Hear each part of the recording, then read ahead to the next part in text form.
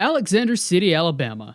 This little commuter town that I grew up in is a unique place. It's located conveniently within an hour drive of Birmingham, Montgomery, or Auburn, and is home to Lake Martin. This little town has contributed more to the game of football than most people really know. For instance, the double knit sweatshirt was invented in Alex City to replace the uncomfortable woolen uniforms being worn by the University of Alabama's football team circa the 1920s. The Russell Athletic brand was also born here.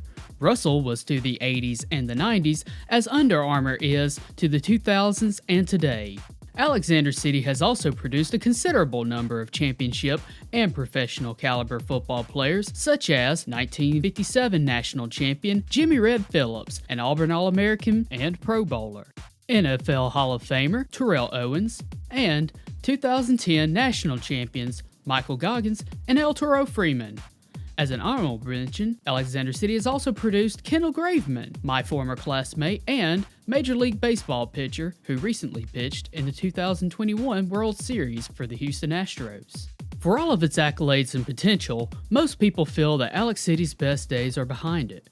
Russell would move most of its operations out of country by the late 2000s. Meanwhile, the dominance of brands such as Nike, Adidas, and Under Armour would effectively kill what production remained stateside. With the economic backbone of Alex City gone, most people would have to find their livelihoods elsewhere. But what if it didn't have to be that way? You see, part of the fun of NCAA's Dynasty mode is the narrative crafted as one takes a perennial cupcake team and builds them up into a championship powerhouse. When brainstorming ideas for this content series, a thought occurred to me. What would my little hometown look like as a college town with a rising football program? In a way, you could consider this series my business plan for Alexander City in the form of entertainment. We begin with an alternate version of Alexander City. In the wake of the economic vacuum created by Russell Corporation's exodus, city leadership shifted its resources toward three industries: auto parts manufacturing, hospitalities, and tourism. In response to the booming auto assembly industry across the state, locally based Central Alabama Community College invested heavily in its robotics and vocational programs. Despite its best efforts to adapt, Alex City would struggle to retain its families and workforce. In a bid to improve the city's attractiveness, culture, and prestige, Central Alabama and the city of Alexander City would enter into a cooperative venture. Along with the donations of some key investors, the city and surrounding communities would pour all of their resources into education, specifically Central Alabama, who would then break from the Alabama Community College system. Utilizing its pre-existing academic credentials and infrastructure, the college would reorganize under a new charter.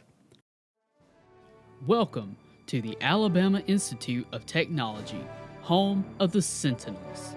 Alabama Tech has two flagship programs: Advanced Industrial Robotics, hosted by the Elon Musk College of Math and Science, and Postmodern Digital Anthropology, hosted by the Richard Astley College of Liberal Arts. Alabama Tech is also home to the National Museum of Memology, which features the Southeast's largest collection of rare pepes and houses the Art and History of Kyrgyzstan exhibit. Campus lifestyle leaves much to be desired. While our Student Center features a top-notch study hall, the Rec Center is just a half-court gymnasium with a ping-pong table, foosball table, and a GameCube tucked away into a corner. The Jim Bob's Chicken Fingers kiosk serves as the university's only on-campus dining option. The Scholars Bowl Club is the most decorated of student-led activities, but the intramural sports scene has the student body's interest, so much so that the demand for university-sponsored athletics has risen to a fever pitch. Spotting an opportunity to bolster the school's national profile, the school has scrounged together just enough funds to finally begin football operations after discovering a decade-old donation of cryptocurrencies on its ledger. Due to the program's limited resources, the first-year Sentinels football team will consist of all walk-ons and will be competing at the FCS level. Unfortunately, bills and scholarships don't pay for themselves, which means that these brave young men will be sacrificed to several of the nation's top teams for season opener and homecoming fodder. Our rival during this time will be FCS Southeast, whom we will pretend is Jacksonville State. Dogecoin Stadium will be the home for the Sentinels, and our home will be quaint and minuscule until we actually start bringing in some revenue. Let's go ahead and meet our team, starting with the coaching staff. Our team will be led by head coach Philip Rivers. The Alabama native has coaching in his blood. Not only was his father a seasoned Alabama high school head coach, but Philip himself has had an impressive early start to his post-NFL career as the head coach at St. Michael's Catholic High School. Since this is his first year of college coaching, his level will be set to 1, and this team will need help fast, so we're going to put that 1 point in recruiting. Getting away from the studio and starting his new career in coaching will be our offensive coordinator, Tim Tebow. Hopefully, his youth and pedigree should help us establish that Florida recruiting pipeline. In similar fashion, our defensive coordinator will be former NFL linebacker and teammate of Coach Rivers, Takeo Spikes. We expect our recruiting efforts in his home state of Georgia to prosper through sheer intimidation alone. Now for the players. Our roster is quite thin, with many players having to serve as the primary backup at multiple positions. Our highest rated and eligible players are punter Landon Cox, a 63 overall, kicker Adam Pitts, a 59 overall, and safety Chad Jackson, a 51 overall. We will be running a pro-style offense led by quarterback Brian West. He has a 48 OVR and is our best option behind center as he boasts the highest awareness and injury durability. The 6'3", 215-pound lefty is a true student of the game who models his play after the late great Tim Tebow, his offensive coordinator. What he lacks in accuracy, he makes up for in awareness, which would be helpful for us because it means being able to call audibles, and that gives us a chance to play our way out of a jam potentially. Behind him toting the rock at running back will be Chris Newberry. Chris is a head down and smash kind of back. He credits his skills to growing up chasing and wrangling hogs on his uncle's farm in Arkansas. He's got decent hands, which makes him a viable safety valve option in the passing game. Many would call Melvin Gordon a poor man's Chris Newberry. Our offensive line unit is young and untested, so we expect a lot of growing pains this season. With any luck, we'll score that Jim Bob's NIL deal and really get these guys beefed up. Starting with our two highest rated linemen, we have Stephen Jones at left tackle, who is a 49 overall. Beside him at left guard is Joseph Burke with a 48 overall. Holding down the middle of the line is center Cole Gordon.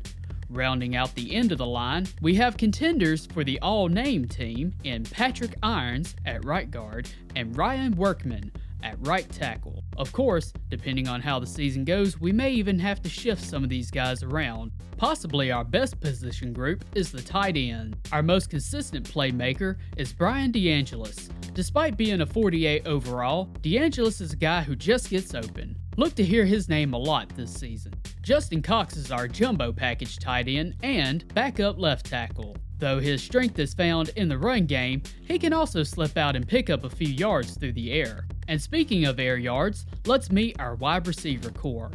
In the slot is John Rivero, who was a 3 sports star in high school, but had never actually touched a football until he stepped on Alabama Tech's campus. After an impressive intramural tournament showing, Coach Rivers convinced him to join the team. At flanker, we have the fastest man on the roster, Todd Odom, clocking in with a 92 speed. Working for Jimmy Johnson High School, Todd claims to have made every delivery by foot. And lastly, we have Corey Burnett at split end. Corey is a versatile wideout, but is still rough around the edges, a true role player in the offense. So that covers the Sentinels' offense. Let's meet the defense. We will be running the 3-4 scheme. Anchoring down the inside of the line are defensive tackles Steve Brown and Ty Parrish.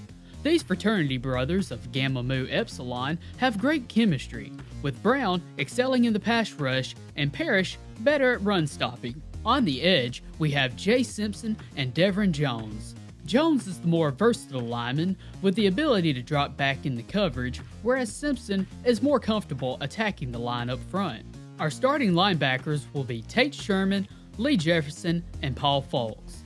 Folks is one of the better linebackers despite his lower OVR than the others. He has the best coverage skills of anyone on the team. Sherman gets the start for his strong play recognition, while Jefferson gets the start for his strength and ability to overpower the opponent. Lastly, we introduce the secondary. The cornerback group is one of our weakest positions. J.J. Kentrell, Vince Williams, and Donald Robertson, in the nickel, are all fairly equal in their skill sets. J.J. has the best tackling of the bunch, as well as catch-to-jump ratio. Williams is only a slight step down in catching ability, but excels in zone coverage. Robertson is a workhorse. He has the highest stamina in the group, decent speed, can catch, and has the highest recognition. His jumping isn't great and is easily bullied by those stronger than him. He'll also serve as our returner on kickoffs and punt return. At safety, we have our star player, Chad Jackson, who will be playing at the strong safety, with Thomas Lewis, who will be playing at the free safety spot. CJ is a maniac, but he's our maniac, always trying to bring the wood on someone. Lewis, on the other hand, will be calling coverages due to his higher play recognition skill. We wrap up player introductions with our specialists. Our highest rated player on the team somehow is punter Landon Cox. With his 75 kick power and above average stamina, he should be able to help us flip the field on 4th downs, which will probably be often. He'll also be handling kickoffs. Our place kicker will be Adam Pitts. He has decent accuracy, but his range is dicey beyond 35 yards. We don't expect to win very many games this season, given our situation, so our main goal this first season is to just go out there and put up some stats and gain some experience. We start the season with a Week 0 matchup against fellow FCS opponent, FCS West. In Week 5, we host Old Dominion, who is a recent promotion from the FCS ranks. Following a string of paycheck games, we return to Dogecoin Stadium to finish out the FCS schedule, culminating with our season finale rivalry game against Jacksonville State at Protective Life Stadium in Birmingham. Once we get to the off-season, we'll hit the recruiting trail with the hopes of bringing in the future of Alabama Tech football. So that said, let's look at our recruiting board. To provide a realistic challenge of building up a program, we first set up some ground rules. In our first year, we will limit ourselves to only 15 scholarship offers. We will also limit the quality of our recruits up to 3 stars if they are an in-state prospect and 2 stars anywhere else. Though we are not projected to have very many needs from a numbers standpoint, all of our roster is replaceable. On offense, we will focus most heavily on the quarterback and offensive line situation, while on defense, we will focus our recruiting efforts on the linebacker and secondary positions. We will also be targeting a couple of athletes whom we hope we should be able to slide into any position that we may need. Taking a quick look at the top of our recruiting board for this cycle, we have Ryan Russell at the top. We don't have much traction in the way of his recruitment, but the 2-star H-back is a strong value based on our scouting. Next, we have 2 quarterbacks that we've been watching, Andy Waddell and Sean Wilson. Waddell is the higher ranked of the two and is an Alabama native, but his initial scouting has been a bit underwhelming, whereas Sean Wilson, the South Carolina native's initial scouting, has had flashes of untapped potential. Our top cornerback target is Jesse Chapman. We will be in a tight battle with Auburn to bring in this in-state 3-star. Philip Pratt is our top linebacker target. We have some good ground to make up as Illinois currently leads, but I think we can win them over with a solid push. And lastly for now, we will be targeting the 3-star defensive tackle Scott Burns. Initially a lower ranked 3-star prospect, our scouting has been quite impressed with his potential. We will feature our other targets as the series progresses and as recruiting news develops.